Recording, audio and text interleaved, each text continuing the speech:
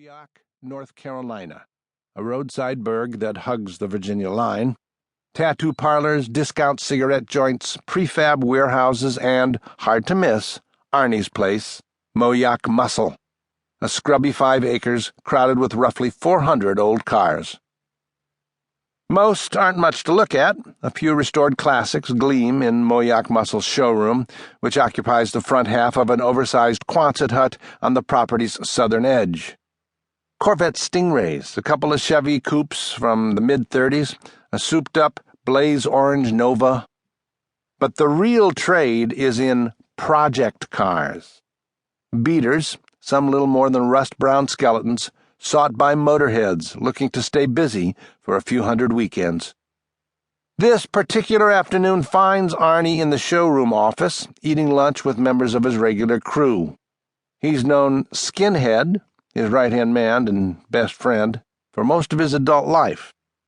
He hired Victoria Hammond, a.k.a. Slick, as an exotic dancer when she was 20. Now 38, she manages all of his business affairs. Painter Paul not only runs Moyock Muscle when Arney isn't around, he lives next door to him, in a knot of suburban houses the boss owns. The Arney Compound, as occupants call it, what Hyannisport might be like were the Kennedys skilled at applying sleeper holds. Lunch is muted, for Arney and his company are exhausted.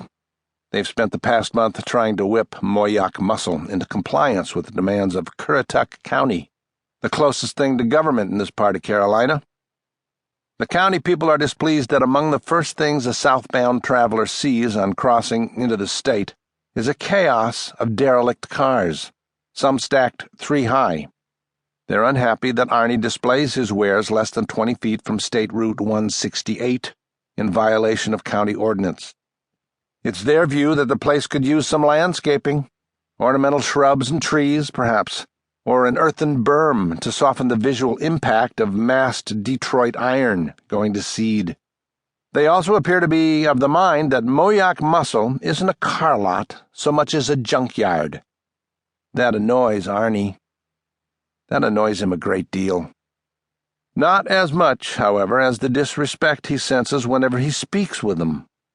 They know next to nothing about him, don't know that he's a scholar, a felon, an elementary school dropout, yet they dare to condescend. At a recent meeting at the county courthouse, Arney became so irritated by a smart-mouthed and slightly built young planning official, that little teeny fucker, he calls him, that it was all he could do to restrain himself. Back in my younger days, I'd have slapped the fuck out of that little prick, he tells his crew between bites, and I mean at the fucking meeting. For all that, he's tried to abide by the county's wishes, knowing that to do otherwise will invite pain. The crew has pulled a long string of bruising days at the lot, crushing and hauling away cars that Arney forced himself to admit he'd never sell. He's reduced the inventory by 300 vehicles and arranged the survivors in neat rows. Anyone familiar with the Moyock Muscle of 5 weeks ago would scarcely recognize the place. He hasn't got around to everything the county asked him to do, though, and he's out of time to try. He had until today at 3 o'clock, right about now. And look, in walk 2 officials from the county planning department, folders of paperwork in hand. Arney, chewing, watches them cross the showroom. One is the man he came close to pounding, the other a slender, bearded young fellow who politely announces they've arrived for a look around.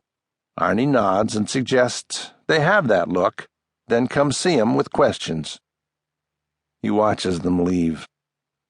My original plan was to come down here and walk around the whole place with them, he tells us.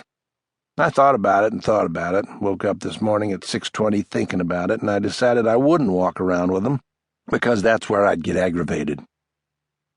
You did right, Skinhead says. You don't need to get worked up, Slick agrees. It's unbelievable the attitude they have.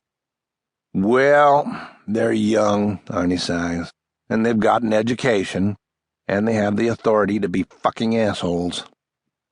The crew is cleaning away the crumbs when the county men return. The bearded fellow notes the improved state of the property, but adds, as expected, that much remains to be done. Arney will have to